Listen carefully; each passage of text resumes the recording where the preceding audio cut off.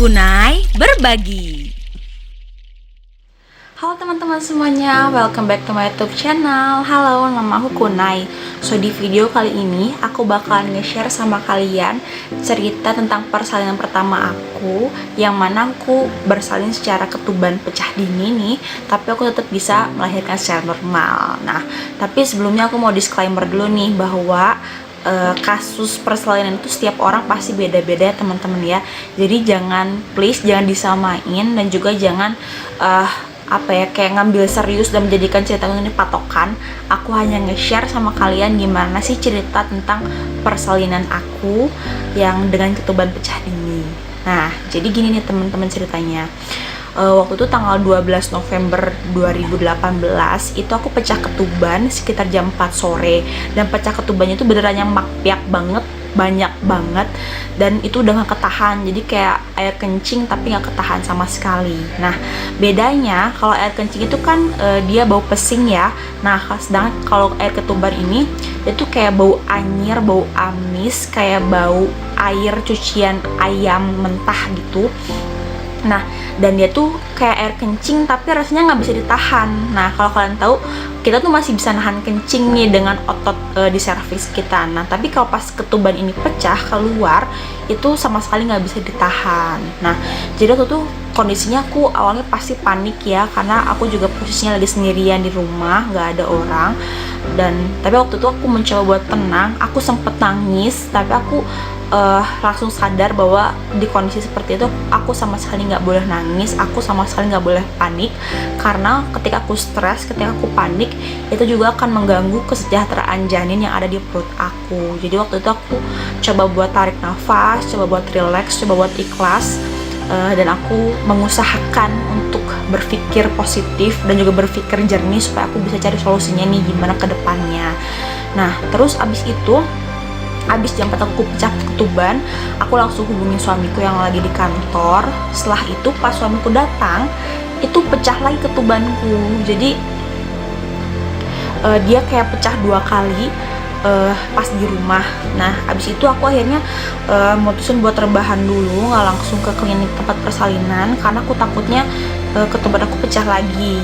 Nah, setelah aku rebahan beberapa saat, sekitar jam 7 malam aku baru berangkat ke klinik, ke tempat persalinan. Nah, di tempat persalinan aku dicek lagi nih, make sure dulu apakah aku beneran pecah ketuban atau bukan. Dan setelah dicek itu beneran air ketuban. Nah, dicek ini caranya dengan menempelkan kertas lakmus ya teman-teman. Kertas lakmus ini bisa banget kalian temuin di apotek-apotek buat para ibu hamil besar trimester ketiga, kayaknya wajib punya di kertas lakmus ini, in case kalau kalian amit-amit gitu ya ketuban pecah dini juga kayak aku. Nah, setelah itu dicek lah sama bidan segala macam, detak jantung janin, terus juga suhu tubuh aku, tekanan darah dan segalanya. Dan setelah dicek, alhamdulillah semuanya baik-baik aja. Nah, akhirnya bidannya bilang sama aku, katanya aku dikasih ultimatum. Waktu itu aku sampai di bidan sekitar jam 8 malam, dan aku dikasih ultimatum sekitar jam 12 itu aku harus sudah ada bukaan, karena pada saat aku datang ke bidan itu sama sekali belum ada bukaan dan belum ada kontraksi gitu. Nah, dan alhamdulillahnya bidan tempat aku bersalin itu adalah tempat bersalin yang pro gentle birth dan juga pro normal. Jadi sama sekali tidak diinduksi, sama sekali tidak dimasukkan obat-obat kimiawi ke badan aku pada saat itu. Aku cuma dianjurkan untuk induksi alami seperti makan nanas, makan kiwi, terus juga makan kurma. Terus aku juga dirangsang puting.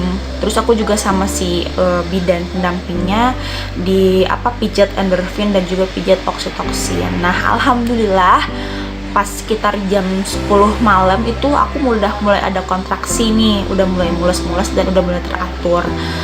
Setelah itu jam 12 malam dicek sama bidan, ternyata alhamdulillah udah ada pembukaan 1. Akhirnya ditunggu. Nah, karena aku ketuban pecah dini, jadinya nggak boleh nih sering-sering dicek bukaan, nggak boleh sering-sering di VT karena takutnya ada bakteri yang masuk ke dalam rahim sehingga menyebabkan infeksi terhadap si janinnya itu sendiri. Nah jadinya aku dicek pembukaan itu hanya sekitar 7-8 jam sekali gitu. Nah setelah itu pembukaannya lambat nih, setelah 8 jam dicek baru nambah satu pembukaan 2, 8 jam kemudian dicek baru pembukaan 3, sampai akhirnya di tanggal 13 jam 11 malam aku dicek itu masih pembukaan 4. Nah di situ bidannya udah ultimatum, katanya kalau misalkan ini terakhir nih, katanya kalau misalkan besok pagi jam 6 dicek ternyata belum aja bertambah secara signifikan pembukaannya, aku harus dirujuk ke rumah sakit karena takutnya kesejahteraan janinnya terganggu dan menyebabkan masalah yang serius terhadap ibu dan juga janinnya. Nah waktu itu aku udah pasrah dan aku juga udah sempat melakukan banyak hal, seperti contohnya yang tadi aku bilang, induksi alami dengan cara makan kurma, makan kiwi, makan nanas. Terus juga aku pijat endorfin sama pijat oksitoksin. Terus aku main gym ball. Aku bener-bener yang kayak jalan kayak neken-neken jalan gitu. Terus aku juga sempet dibekam, aku puntur. Pokoknya segala cara udah aku lakuin supaya aku bisa bersalin secara normal karena kasusnya itu aku sangat takut dengan yang namanya rumah sakit. Nah akhirnya pada saat itu jam 4 subuh tanggal 14 November itu kayak mulusnya udah semakin intens, terus jeda sakitnya tuh udah semakin gak ketahan lagi. Pas jam 5 subuh tanggal 14 November 2018 dicek, ternyata aku sudah bukaan penuh, sudah bukaan 10. Akhirnya aku diperbolehkan untuk mengedan. Dan ternyata pas proses mengejan itu juga cukup lama karena ternyata bayiku kelilit tali pusar 2 lilitan, coba bayangkan. Dan itu emang agak susah untuk ngejannya, tapi alhamdulillah berkat kuasa dari Allah Subhanahu wa Ta'ala, berkat doa dari semua orang yang ada di samping aku dan mendukung aku pada saat itu, akhirnya aku bisa bersalin secara normal di jam 6 pagi tanggal 14 November 2018. Nah pas begitu bayinya lahir itu rasanya campur aduk, rasanya kayak sedih, terharu, bahagia, bersyukur banget aku akhirnya bisa melahirkan secara normal. Karena kayak aku mendengar cerita kanan kiri teman-teman aku yang melahirkan dengan kasus yang sama, itu kebanyakan mereka berakhir di atas meja operasi.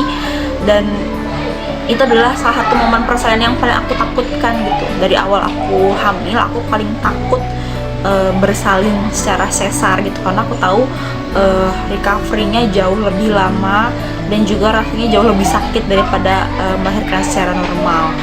Nah di sini juga aku bisa share sama kalian nih salah satu hal yang menurut aku juga jadi salah satu faktor penunjang dimana kita bisa bersalin secara bahagia, secara pokoknya berat badan kita tuh bisa terpenuhi. Itu salah satunya dengan cara menyiapkan provider atau menyiapkan tempat persalinan yang akan kita pilih gitu kan. Jadi jangan hanya sekedar asal deket dengan rumah, misalkan yang penting cepet nih dari rumah, jaraknya deket, tapi juga harus dipersiapkan gimana sih providernya, di sana pro normal atau enggak, di sana orang-orangnya suportif atau enggak gitu kan, orang-orangnya bikin kita nyaman atau enggak. Karena lagi-lagi kenyamanan ibu bersalin itu sangat menentukan faktor keberhasilan dan juga kecepatan proses pembukaan atau proses kontraksi itu sendiri gitu kan.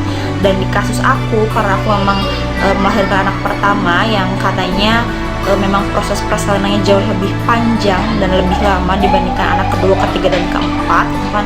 Aku bersalin berarti kurang lebih sekitar 38 jam sejak aku pecah ketuban gitu kan. Dan emang pas awal aku pecah ketuban juga memang aku sama sekali nggak ada pembukaan dan sama sekali belum ada kontraksi gitu kan. Dan menurut aku ini adalah satu keajaiban dimana aku bisa melahirkan secara normal gitu kan, tanpa induksi sama sekali, tanpa obat-obatan.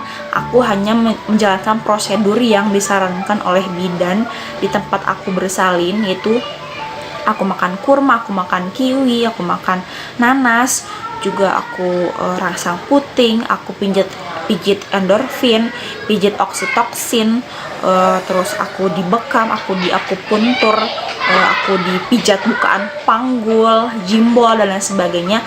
Berbagai prosedur yang disarankan aku lakuin aja, yang penting aku bisa melahirkan secara normal. Nah, dan satu lagi yang terpenting itu juga kitanya harus yakin nih, kitanya harus punya tekad bahwa kita bisa, insya Allah bisa melahirkan secara normal. Insya Allah Allah kasih jalan dan kita mau berusaha gitu kan. Dan ya kita semua pasti tahu lah, ibu bersalin pasti capek, pasti begadang karena menahan rasa sakit gitu kan. Even kita dikasih waktu untuk tidur pun pasti nggak bener-bener tidur gitu, karena memang ada rasa tidak nyaman yang bikin badan kita enggan untuk tidur gitu kan. Tapi di balik itu semua kita harus mengusahakan kita tetap tenang, tidak panik, tetap happy gitu kan. Kita akan menyambut buah hati yang 9 bulan dinanti gitu kan. Dan itu udah jadi momen perjuangan di antara ibu dan anak gitu kan, perjuangan bersama-sama, dan juga dukungan dari suami sebagai support system yang menjadi salah satu faktor yang luar biasa, memberikan suntikan energi yang luar biasa kepada seorang ibu yang bersalin gitu kan. Nah, buat kalian juga di luar sana yang kalau ada laki-laki yang menonton dan sudah beristri atau istrinya sedang hamil, please dijaga istrinya, disupport istrinya supaya bisa melalui proses kehamilan yang bahagia, dan juga bisa melalui proses persalinan sesuai dengan ekspektasi dan juga plan yang sudah direncanakan tentunya. Nah, terus aku juga di akhir video ini nih, sekarang aku bakalan nge-share sama kalian salah satu tempat bersalin yang menurut aku sangat-sangat profesional, sangat-sangat nyaman, dan ini tempat bersalin aku gitu kan, tempat bersalin yang berhasil membuat aku melahirkan secara normal, tanpa induksi, tanpa obat-obatan embel-embel apapun gitu kan. Ini ada namanya Bumi Sehat Bahagia. Aku di sini di video ini sama sekali nggak disponsori, aku sama sekali tidak disuruh atau embel-embel apapun. Aku di sini niat pure mau share sama kalian, buat kalian para ibu hamil di luar sana yang mau bersalin secara normal. Kalian wajib banget datang ke Bumi Sehat Bahagia, minimal sekali untuk kontrol dulu rasanya gimana, atmosfernya gimana, bidan-bidannya, dokter kandungannya yang luar biasa, sangat proper banget nih, mengurusi para ibu hamil, mengurusi para ibu bersalin. Dan aku sendiri merasakan kenyamanan yang luar biasa bersalin di sana, dan sangat-sangat beruntung bisa dipertemukan dengan tempat dan juga bidan-bidan yang luar biasa solehah, luar biasa mendampingi aku dari awal sampai akhir.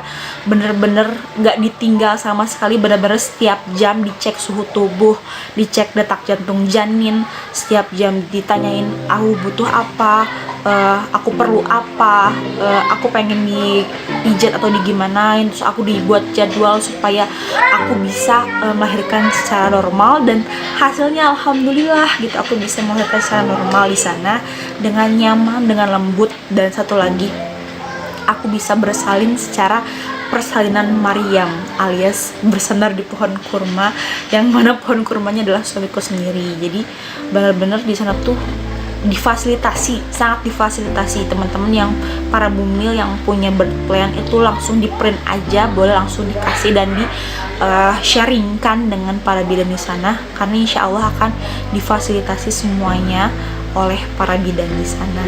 Nah, dan juga anakku juga alhamdulillah menjadi bayi yang beruntung, karena dia bisa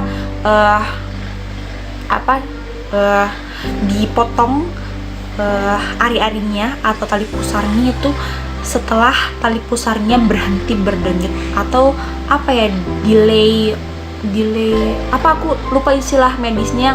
Yang jelas itu adalah cara dimana kita membiarkan semua nutrisi yang tersisa di plasenta itu ditransfer terlebih dahulu sampai si kepada si bayi ini sampai semuanya habis, baru ari-arinya dipotong. Dan itu difasilitasi juga sama bidan-bidan di sana. Malah aku sendiri lupa gitu, padahal itu udah masuk ke berplan, tapi diingatkan oleh para bidan di sana. Luar biasa sekali, masya Allah, tabarakallah.